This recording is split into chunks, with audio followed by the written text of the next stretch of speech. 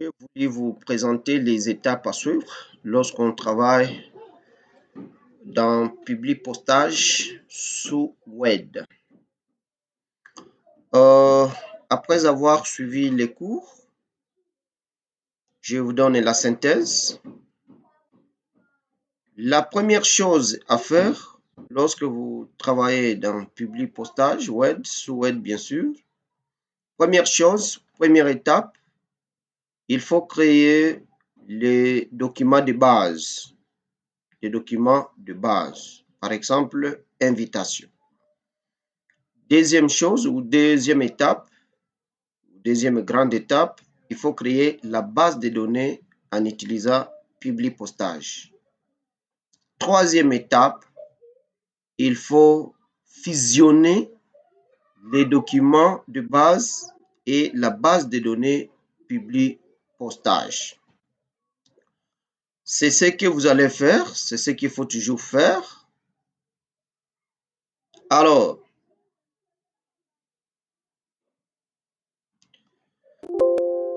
nous allons ouvrir notre fichier Word. Il est là. Prenons exemple, invitation. C'est ça les documents que nous allons saisir. Vous pouvez faire la mise en forme comme vous voulez. Vous pouvez centrer. Et on peut mettre même un numéro invitation. Donc, invitation numéro. Invitation numéro. Voilà, on va à la ligne. On doit mettre les textes où je peux copier ça d'un autre document. Et d'ailleurs, je peux utiliser ce document. Voilà, je prends ça. Je mets tout ça ici. Invitation numéro, messieurs, madame, point, point, point, point. C'est-à-dire, partout là où je mets les pointillés, c'est là où nous allons mettre les données qui seront fournies par la base de données. Messieurs ou madame, fonction, vous êtes invité à prendre part à la réunion du département. Tel département, là on doit mettre la donnée qui sera fournie par la base de données, qui sera organisée C, là on doit mettre la date, A, lieu, bienvenue. Alors, on suppose qu'on a fini la rédaction ou la préparation du document de base. Qu'est-ce qu'il faut faire maintenant? Il faut aller créer la base de données. Et je vous ai dit que pour créer la base de données, qu'est-ce qu'il faut faire? Vous allez sur Publipostage, démarrer la fusion et les Publipostages, et puis assistant fusion et Publipostage. Donc ça, c'est notre deuxième étape de la création de la base de données. Ici, il y a lettres, vous maintenez lettres. En dessous, vous avez suivante, document de base. On nous dit utiliser les documents actuels. Donc, le document ici, invitation. OK, nous maintenons ce document. Et puis, en dessous, il y a suivante, sélection des destinataires. Vous cliquez là-bas. Et puis, nous allons prendre saisie d'une nouvelle liste. Parce que nous allons créer une nouvelle liste ou notre propre base de données. Et puis, vous cliquez sur le bouton créer. Vous aurez cette fenêtre qui doit s'ouvrir. Il y a plusieurs colonnes ici. Mais nous allons personnaliser ces colonnes en nos propres colonnes. Vous cliquez sur personnaliser colonne. Vous avez plusieurs colonnes ici. Il y a titre, il y a prénom, il y a tout ça. Alors, qu'est-ce que nous faisons? On doit supprimer certaines colonnes. Nous allons renommer les autres et ajouter aussi les autres. Par exemple, le titre. On n'a pas besoin du titre. On peut supprimer. Oui, on accepte. Prénom. On n'a pas besoin de prénom. Supprimer. On accepte la suppression. Nous maintenons nom. Ou oui, on peut maintenir le nom. Et dans le nom, là, nous allons mettre nom, poste, nom, prénom. Il y a nom de la société, ce n'est pas important. On peut renommer cela en fonction. Comme nous avons fonction dans notre document de base. C'est-à-dire pour renommer, on clique sur le bouton renommer. On a ça, on modifie et puis OK. Après ça, adresse, on n'a pas besoin de l'adresse, on supprime.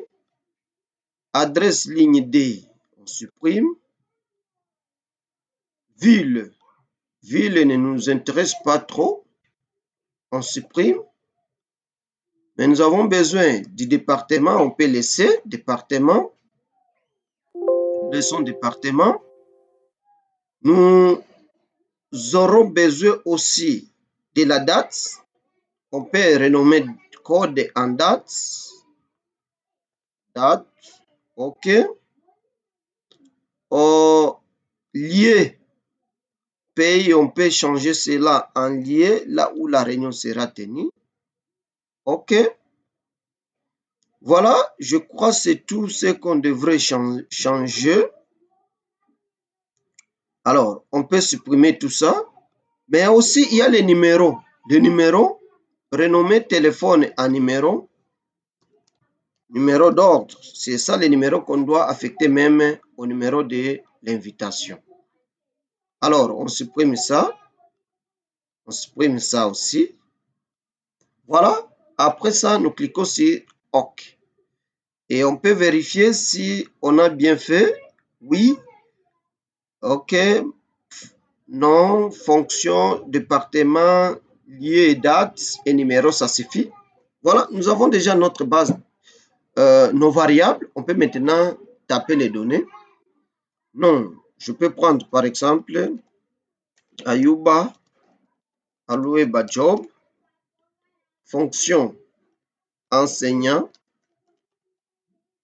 enseignant, département. Nous pouvons mettre planification régionale, date. Donc la date de la réunion, prenons exemple le 9 mai 2023, lieu ISDER Bukavu. Donc la réunion doit se tenir à l'ISDER Bukavu. Après avoir saisi ces données, on clique sur nouvelle entrée. On peut prendre un autre nom, par exemple Everine Mukombi, fonction comptable, département finance, date le 10 mai 2023. Lieu, on peut mettre ISDER Bukavu et puis nouvelle entrée. Mais je ne sais pas si toutes les variables sont visibles. Il y a une variable qui est cachée ici, numéro. On met ici, c'est invitation numéro 1. Ici, c'est l'agent numéro 2 ou invitation. Nouvelle entrée. Abala. J'ai sauté une ligne. Abala. Ayuba. Non. Abala Ayuba. Fonction enseignant ou enseignante. Département organisation sociale. Jour de la réunion, on peut prendre le 11 mai 2023. Lieu, nous pouvons mettre, par exemple, salle de prof,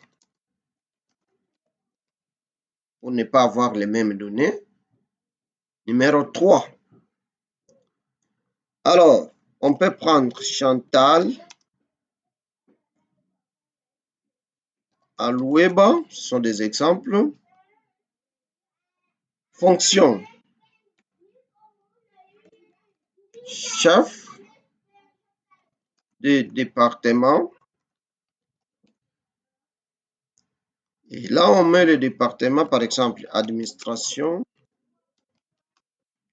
rurale, date, par exemple, le 12 mai 2023, lieu, section ISDER, agent numéro 4. On suppose que nous avons fini la création ou la saisie des données. Si vous avez fini, maintenant, cliquez sur OK. Vous patientez un peu. Voilà, on vous dit d'enregistrer. Il y a plusieurs bases qui existent. Et moi, je peux dire invitation, par exemple, publie, postage. J'enregistre. On me montre toutes les données déjà saisies. C'est validé, je dis OK. Voilà. Là, c'est tout, c'est fait. J'ai créé la base des données. C'est ça la deuxième étape. Création de la base de données qui commence par public postage jusqu'au niveau de la saisie des données. Et puis suivant, je peux dire, on me dit suivante, aperçu de vos lettres. J'ai dit suivant. Et puis suivante, fin de la fusion. Donc ici, c'est la troisième étape maintenant, qui est l'étape de la fusion. Je dis fin de la fusion. Et là, qu'est-ce que je peux faire? Je peux maintenant imprimer les documents ou modifier. Mais il y a un problème. Le problème est que on n'a pas encore inséré le champ de la base de données dans les documents de base. Alors, qu'est-ce qu'il faut faire? Partout là où on a mis les pointillés, nous allons insérer un champ. On peut commencer par le numéro. Nous sélectionnons ici. Nous allons sur insérer un champ de fusion. Et là, nous prenons numéro. Voilà. Il me met un parce que ici, c'est dit aperçu des résultats, mais je peux désactiver. Il me dit numéro seulement. Sur les noms, je sélectionne les pointillés. Je vais sur insérer un champ. Et là, je dis non. J'efface ça. Le pointillé qui n'est plus important. Fonction. Je supprime ça. Je vais sur insérer et là, je mets fonction. Département. Je supprime le pointillé et je vais sur insérer un champ. J'insère là-bas département. Ici, c'est la date. Je supprime. Je vais insérer date. Et ici, je veux là-bas insérer. Là, c'est lieu. Voilà. Là, je viens d'insérer le champ de fusion.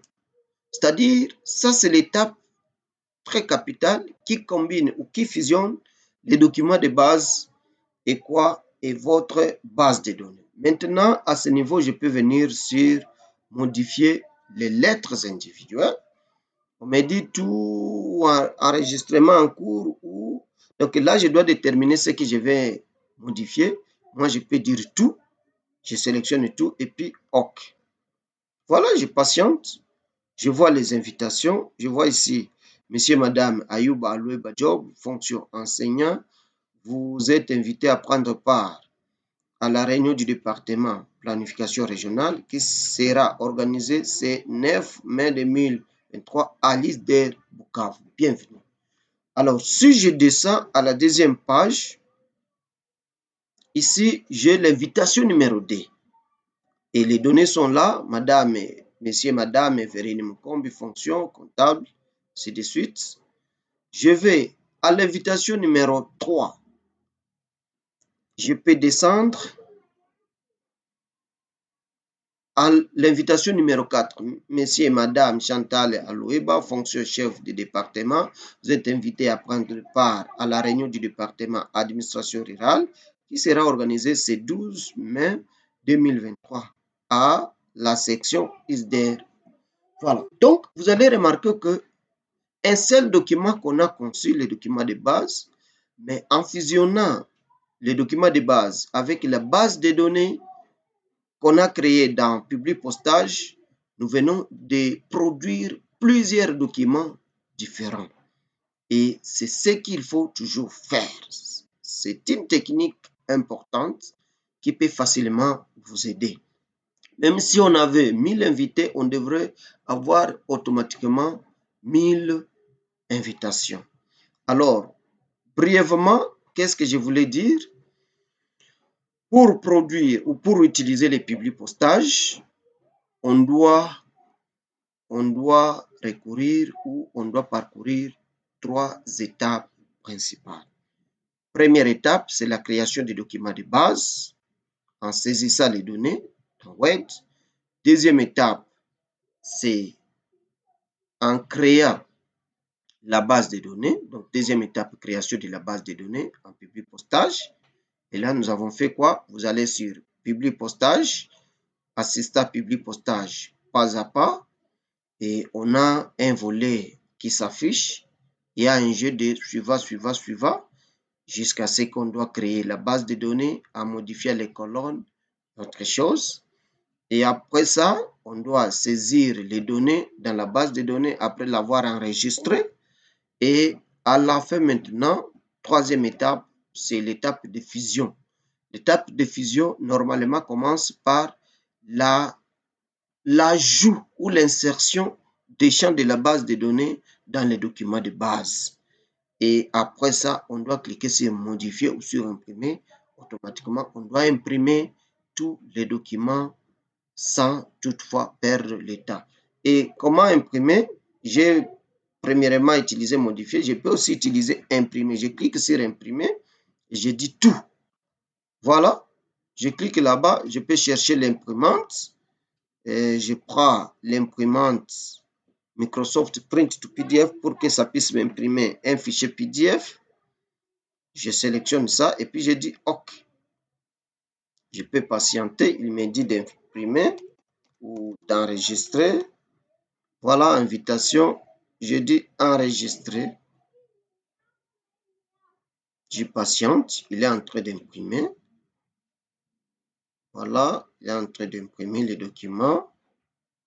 Là, l'impression est terminée. Et je peux ouvrir maintenant les PDF pour pouvoir voir l'aperçu. Mon PDF traîne un peu, mais c'est ce qu'il a fallu faire. Voilà ce qu'il faut toujours faire, chers apprenants. Je vous dis courage et bon travail.